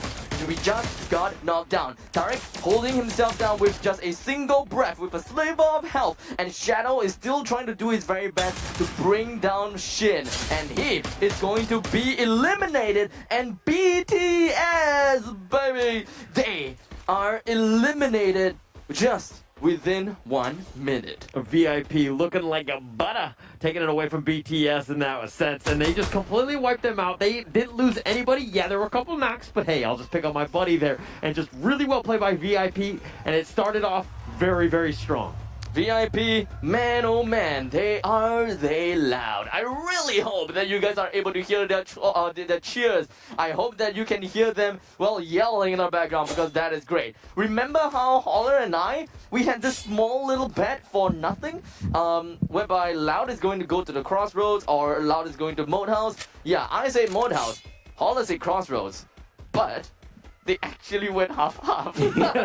So we both win. There are no winners in this one, and it's very awkward because I hate losing or even tying at this point. We're gonna have to figure out some sort of tiebreaker, but it looks like, again, Loud in the north, completely pilfering everything and making their way south. Typical stuff right there. But if we're looking at other ones, look at this island on the bottom, right? Yep. This is gonna be the big one. Silencer VIP that just ended up destroying BTS, and first Raiders. This is a stacked island. You need to be careful. Yeah, the bottom island is someplace that everyone loves. I myself love it as well. And all of these members, they share the same sentiment. So, because one of the main reasons is that once you have the island all for yourself, you can pretty much head your way over to Lumber Mill, Fire Brigade, or perhaps Central. And the best place that you can go next is either go over the golf course, and even if you head your way to the golf course, you still have got a very solid getaway to the main island, as the archipelago isn't that big after all. Alright, we gotta keep our eyes on Phoenix Force, right? We just need to understand everybody needs to target them. Idea. They need to focus on them. But the thing is that they're all by themselves. They're behind Bubbleworks right there. I mean, they're near the quarry, but they're pilfering everything. They have access to everything, and there's nobody nearby,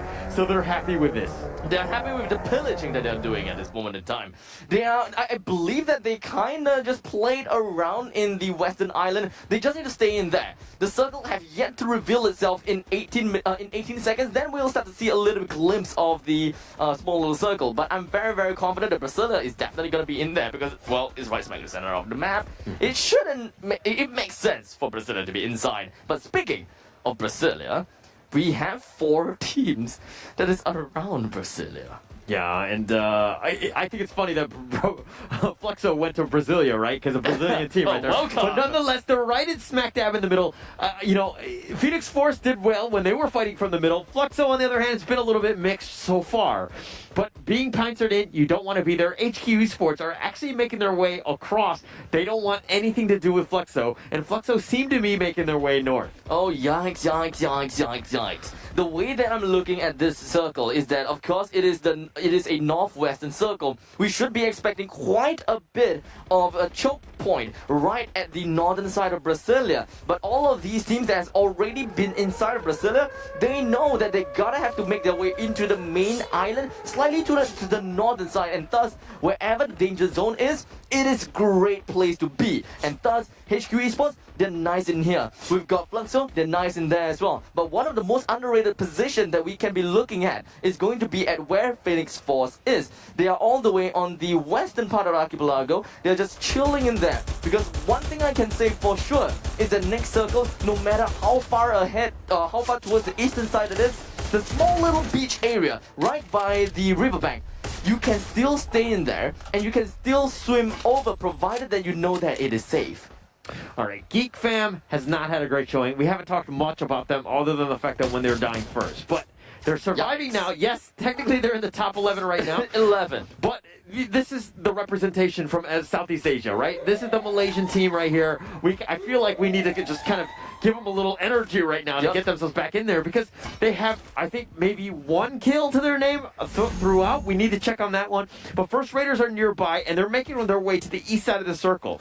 Evos, on the other hand, Fluxor and LGDS/Goddess, they're kind of in a skirmish right now. Things are starting to heat up as the circle gets smaller and smaller. Geek Fam, you were talking about Geek Fam. Now, I have been following their journey for quite a bit, and they... I'm sorry. No, I mean, I'm sorry that you had to follow their journey. I mean, they are great within their region. When we come looking at MCP, right? We're looking at Malaysia, Cambodia, Philippines. They were strong. They were reigning champions. But one thing that I realized that Geek Fam, they are very inconsistent and they play well in a long run because every time they have a really bad start. And that sounds very familiar. It sounds like Team Ace, but this time Team Ace, they are doing pretty darn good. Geek Fam, they always start off weak, but once we are reaching in the middle of the league or even at the later parts of the league, Geek Fam, they soar their way all the way up high. But here's the problem. We are looking at finals. We're looking at playoffs. We only have 6 games. Geek Fam, they have to start getting their game, put themselves into the game now. Yeah, you don't have time for that. There are no warm-up games. That's no the thing, warm-up, right? yes. Every game is so important. Not to say that it's over for and Phoenix Force are grand champion or whatever. But No. again, this is one of those things where you don't have time. You need to be stable. You need to ensure you're getting some sort of kills, kind of in the middle area. If you're not going to win out, at least give yourself a chance. Even being Kronos, it wouldn't help you. Even with Time Turner, it wouldn't help you. But the Time Turner, though, it will help you in deflecting shots. And you can shoot your opponents as well. And thus, that's why a lot of these players have picked up Time Turner. They picked up and use and is using Kronos because it makes sense. We hardly see a lock anymore. And that, honestly, kind of bums me out because I miss looking at players popping drop the beat, running around with the disc, with just the musical notes running around them, and they're just outmaneuvering the opponents. That was hilarious while the opponents trying to catch up with their speed. And we haven't really seen that. I mean, it seems like there's just too much action. The typical sniper, the slow, advances and all that stuff. It's just been hot and heavy from minute 1, right? There's no time for that. So this is the thing that if the teams tend to play a little bit slow and steady, you need to change up the pace. You need to get yourself in the game, get in the action, get those kills. And for now, none of these teams is really getting themselves kills.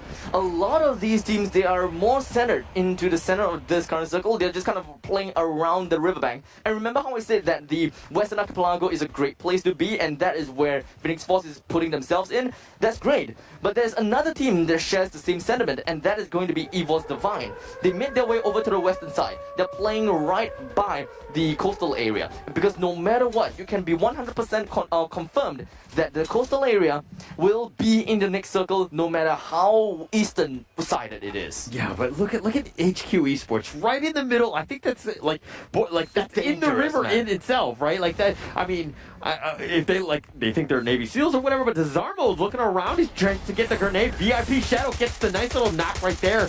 Skyrix with some nice plays. Wow, that is a triple usage of that glue wall, and they're still not giving up with the grenades. They're just bumping and bumping and bumping over to the side of VIP Esports. Wow, Zamaro!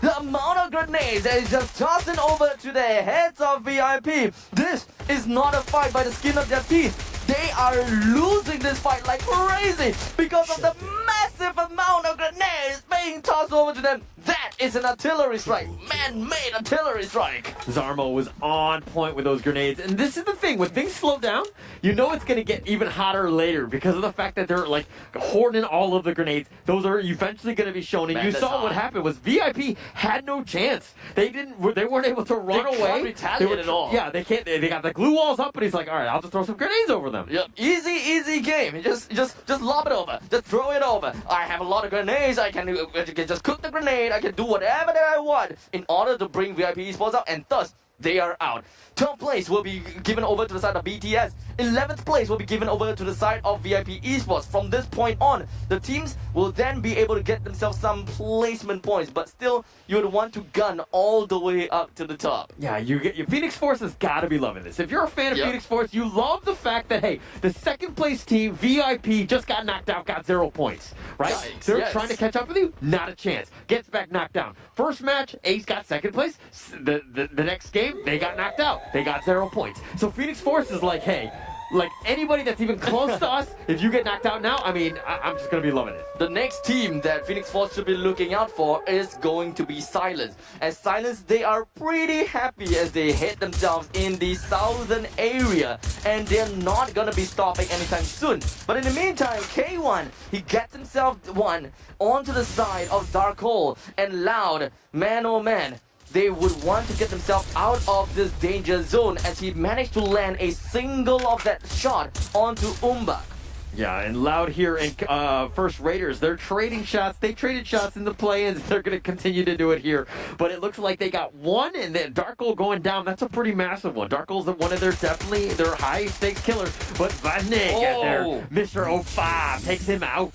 All the way down to the southern part. It does seem like Silence, they are doing pretty well against the side of the EVOS Divine as well. But we are going to be sticking it right onto the northern part of the region. We are still looking at Loud tossing the shots over with a 3 times ACOG. K1, he really is dying for some blood from these pirates. First Raiders, as they slowly run themselves down this ridge and get themselves into the farmlands. The question is, can Loud actually land all these shots or not? It doesn't seem like it. Yes, they've got some rifles, but really no sniper action. I mean, we talked about the meta and the fact that how it's going to be close fighters, but it's going to be a very difficult shot. But First Raiders have now fortified into the buildings, but they're kind of walked into the welcoming arms of Geek Fam, which are very close by.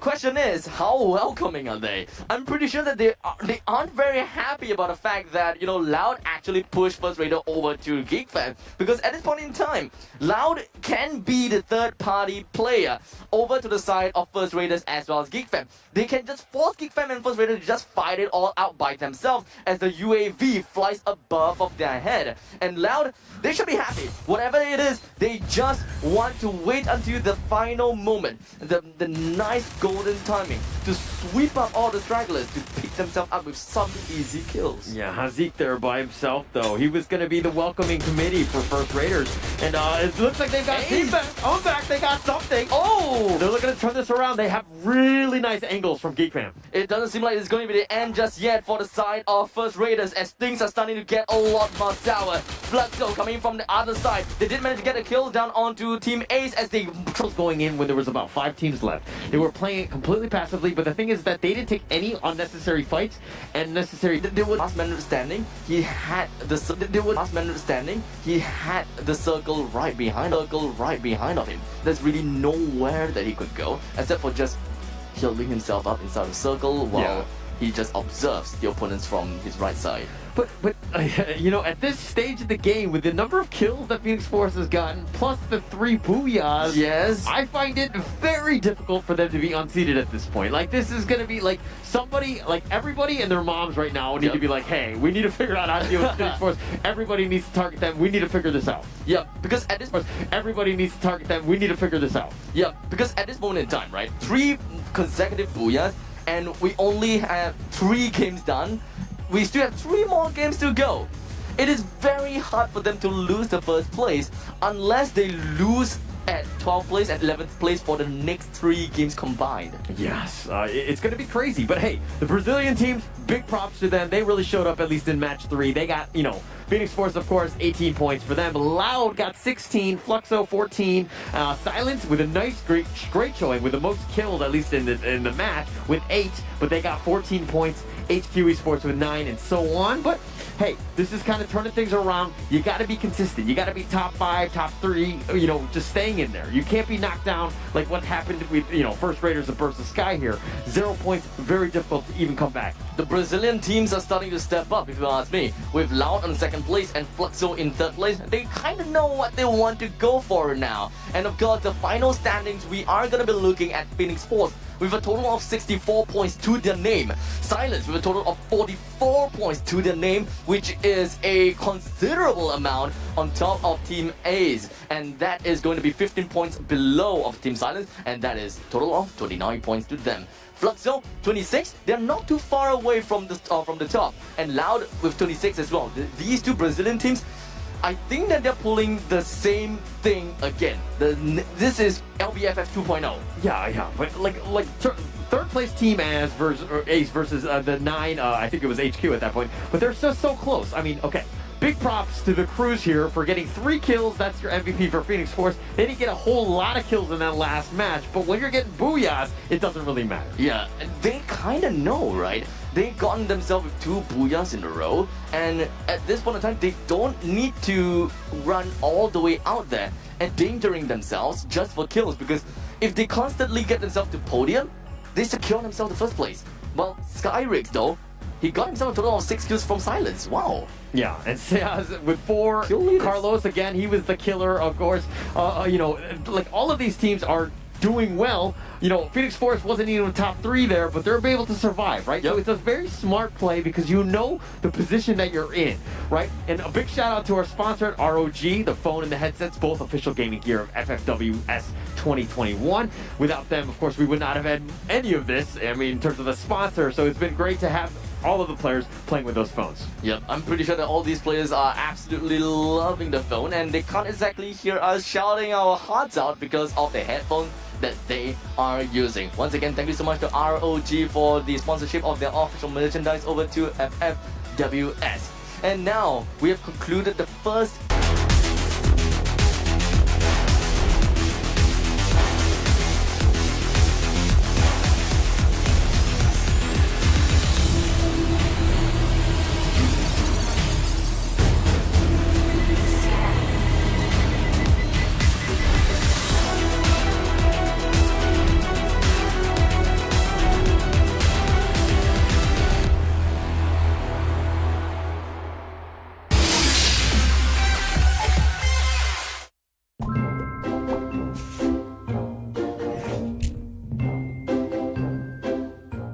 Você sabe quanto difícil, cara. Pô, não sei responder isso não, senhor. لما بحثت عن اسمي في جوجل وجدت ان كل الاساطير اسمهم شادو. La dedicación es lo más importante que estaría. O que me manteve ocupado nesses dias de quarentena que a gente passou foi os treinos, a resenha no Discord, pra assistir no anime, o filme com a galera. E foi isso. Só isso mesmo. Dengan saya nak pergi, saya nak jalan je kat mall sini. إذا كان لدي قوة خارقة سوف أزيد في الدماج الأصفر. Dapat pergi ke final FIFA Euro Series. الشيء اللي جعلني نضحك هو كي نقتل سكواد وحدي سولو سكواد. La verdad hay un jugador que está cursando los play-in con Portugal que se llama Crusher. Es un jugador que la verdad tiene mucho potencial y me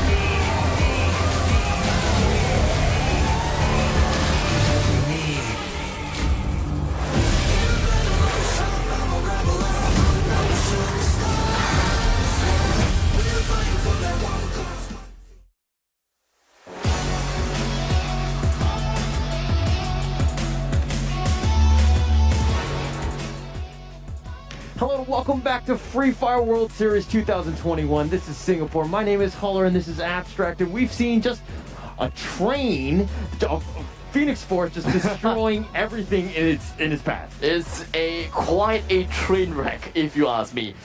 Things are starting to go in the way of Phoenix Force, probably because they are rocking the ROG phone and of course the ROG handsets, the official gaming gear of FWS 2021, by the way. And of course, well, Phoenix Force, they are just flooring it.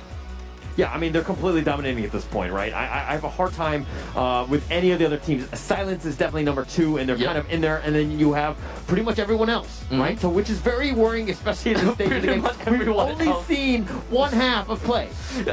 Pretty much everyone else. I kind of like how you got to put it on there. Because the rest of the teams, unfortunately, they haven't really quite placed themselves in the spotlight just yet. Because Phoenix Force is just like, shine on me, shine on me, shine on me, 3 times in a row kind of thing, you know? Yeah.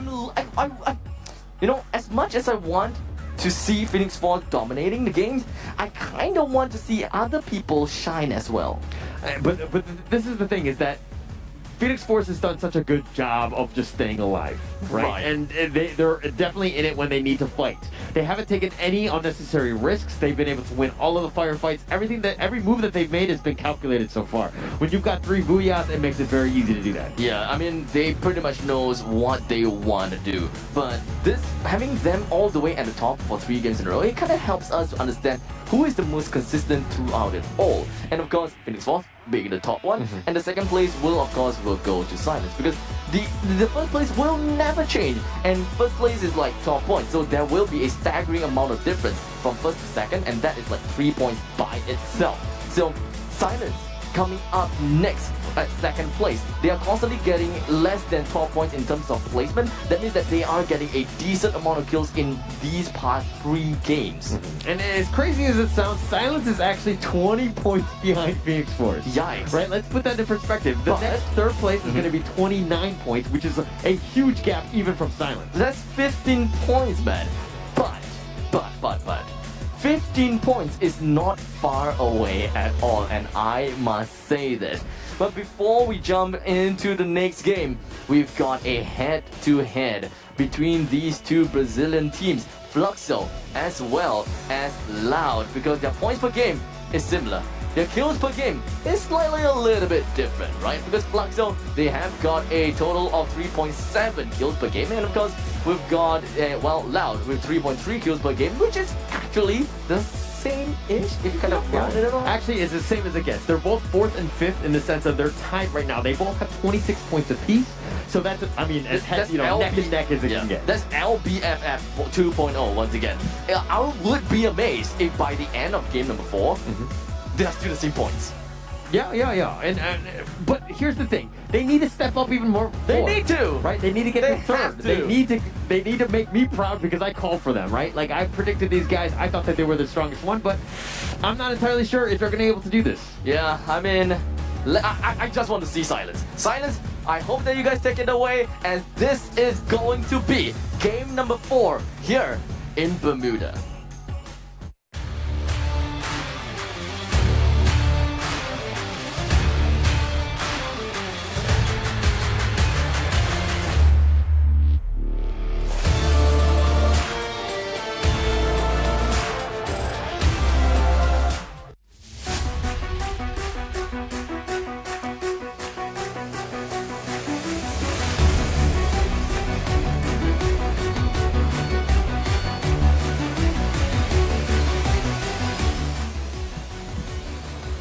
And it looks like the ship is going to go straight from northwest to southeast. And it looks like the planes of, the teams have already landed. Loud, of course, in the north. No surprise there. Silence, though, that's the one that we need to kind of look on.